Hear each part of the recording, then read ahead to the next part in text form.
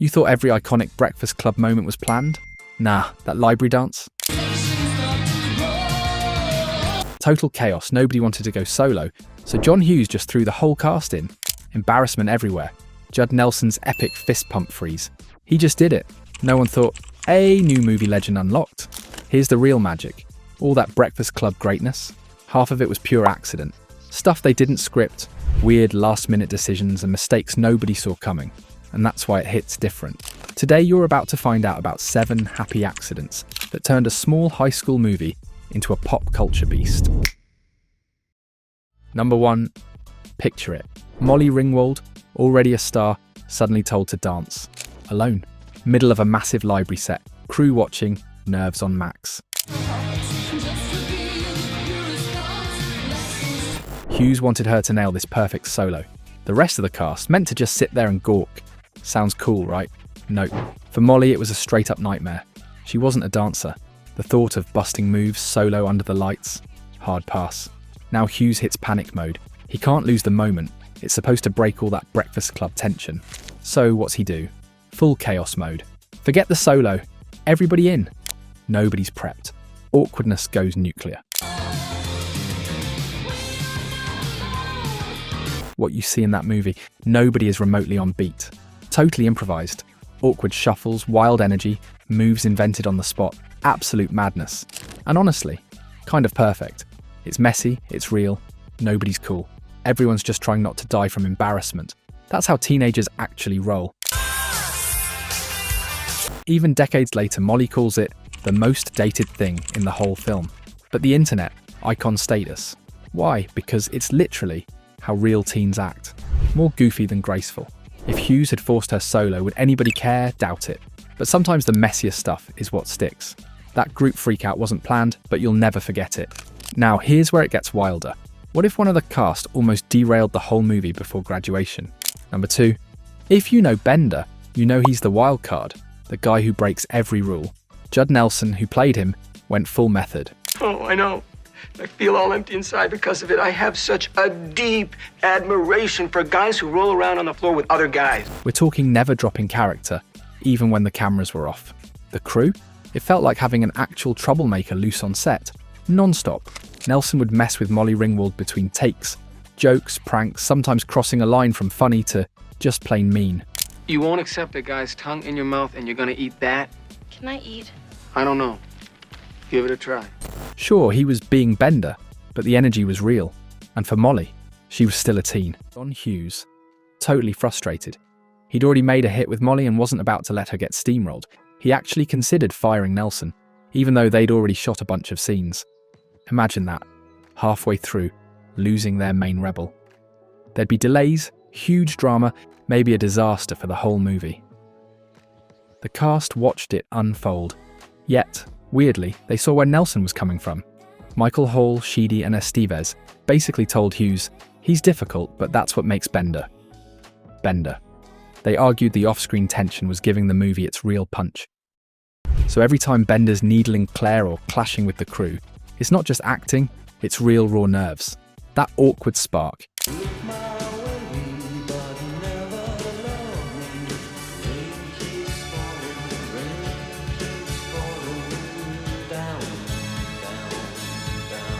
You're watching actual lightning, not just movie magic. Critics call Bender the heart of the film. Honestly, we almost lost him before the movie was even wrapped. And next, the script itself goes totally off script. Literally something most directors would never allow. Number 3. Ask anyone in Hollywood. Usually the script is the law.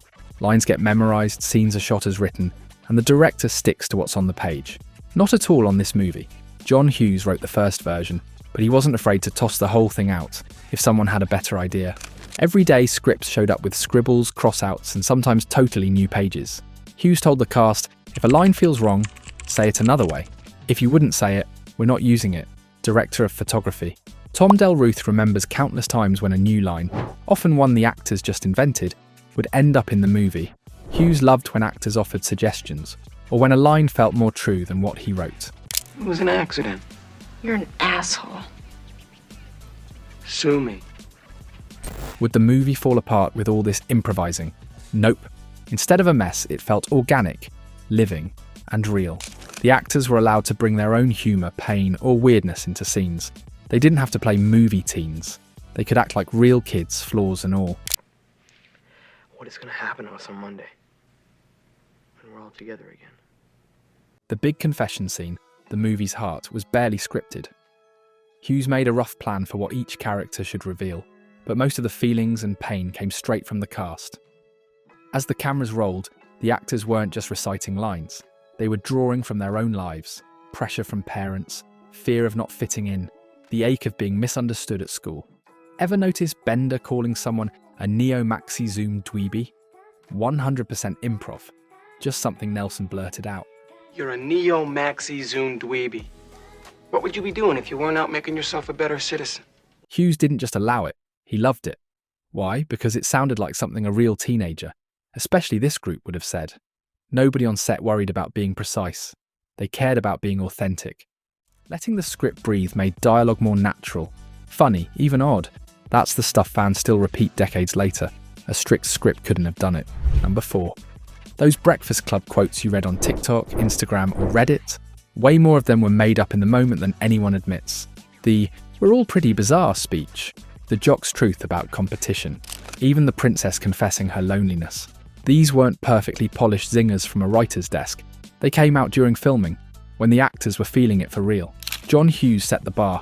If something sounds fake, change it. If a line doesn't feel true, make one up.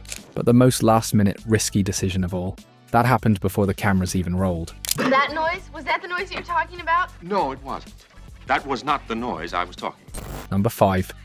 Imagine the Breakfast Club, with Emilio Estevez playing Bender, the bad boy with the sharp tongue and cold stare. Weird, right? That was the actual plan.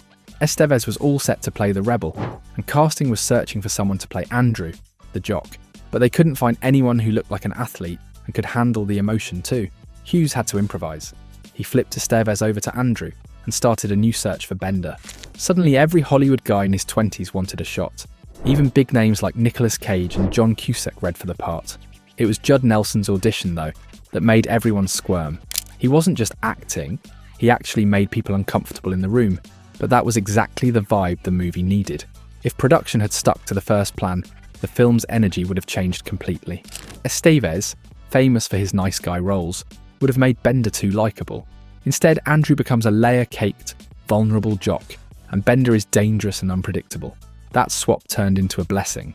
It forced everyone in the cast to adapt and rethink how their characters clashed and bonded. The result? Unpredictable chemistry, the kind nobody could script.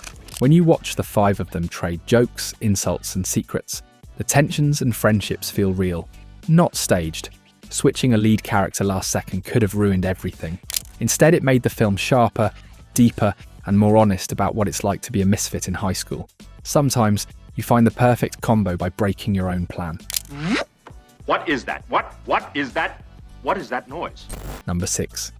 The wildest secret about the Breakfast Club is that what you see on screen, those raw, honest confessions, weren't just great acting. They were real, messy, lived moments, powered by a set that felt like a pressure cooker. Filming happened inside a random, abandoned school in Illinois. The producers turned the stuffy gym into a fake library. The air, heavy. The heat from all the movie lights, next level. People were sweating non-stop, sometimes almost falling asleep between takes. The echo made everything sound weird and lonely. That strange environment pulled the cast closer and made them feel, well, trapped together. Exactly like the characters they played. It's like they used me just to get back at each other. John Hughes didn't hand out long, sappy speeches before emotional scenes. Instead, he'd quietly tell the actors to be yourselves, use real feelings. So when you see Anthony, Michael Hall talk about the pressure to be perfect, or Molly Ringwald talk about being judged, you're seeing honest feelings, not lies. Most of those lines came from real experiences, not the script. The cast even ate lunch together while staying in character. They started talking and arguing like the teens they played, helping their relationships grow, or sometimes clash, naturally. That made the big group scenes feel more like a real group of friends than 5 actors waiting for their turn. That's apple juice. I can read. PB&J with the crusts cut off. Here's another thing Hollywood almost never does. The movie was shot in order, scene by scene. So at first everyone felt awkward, but as filming went on, their friendships and fights evolved in real time. No pretending. By the end, Those hugs and tears weren't just acting. The heat, exhaustion, and hours together broke down the walls. Whenever you see someone break down or open up, it's raw and real. The filmmakers captured something you normally never get: true vulnerability and connection on camera. All that pressure, all that stress, set the stage for the spontaneous finish nobody could have predicted. Number 7. Think for a second about the movie's last scene. Bender, the rebel, walks across the football field, raises his fist, then the screen freezes. Cue the anthem, "Don't You Forget About Me." It's legendary, but it almost never happened. The script called for Bender to just leave. No big deal. Hughes wanted a powerful ending, so he let Judd Nelson try out a bunch of different exits. Slow walks, little gestures, shifting body language. Then, during one run, Nelson just threw his fist into the air, right at the sky. Everyone on set froze. No one planned it. It was just a blink and you miss it move that shouted, "I did it. I survived. I matter." Hughes didn't know what to do at first. The normal walks didn't feel special. But the fist pump, that landed. It was everything the film was about. A victory for every misfit, every outcast, every kid who ever felt invisible. Instead of an ending, it became a statement. And how about that song? Simple Minds almost didn't record "Don't You Forget About." It was a backup choice. Somehow the music, the freeze frame, and that sneaky gesture all locked into. The result became a pop culture hurricane. TV shows, commercials, sports teams, even regular people started copying the move, all from a gesture nobody expected to use. In movies, and maybe real life too, a split-second act can carry more meaning than 1,000 planned endings. The best parts of The Breakfast Club, they weren't carefully planned. They happened because real people made bold choices, broke the script, and weren't afraid to be honest, even when it felt scary or embarrassing. Molly Ringwald shot down a solo dance and made room for one of the most awkwardly awesome group scenes ever. Judd Nelson almost got himself fired by being too in character. Changing up the cast last minute gave us the perfect balance, with each character bringing their own pain and humour, shooting in order, eating lunch together, and living as their characters led to real friendships. And sometimes real arguments too. And in the final seconds, a single defiant fist in the air gave the movie a legacy that still inspires rebels, loners, and dreamers everywhere. No one could have scripted that, because no script is as powerful as being a little messy, a little scared, and a lot real. Sometimes letting things go a little wrong is how you get something truly unforgettable. You're laughing at me. No! Yeah, you are.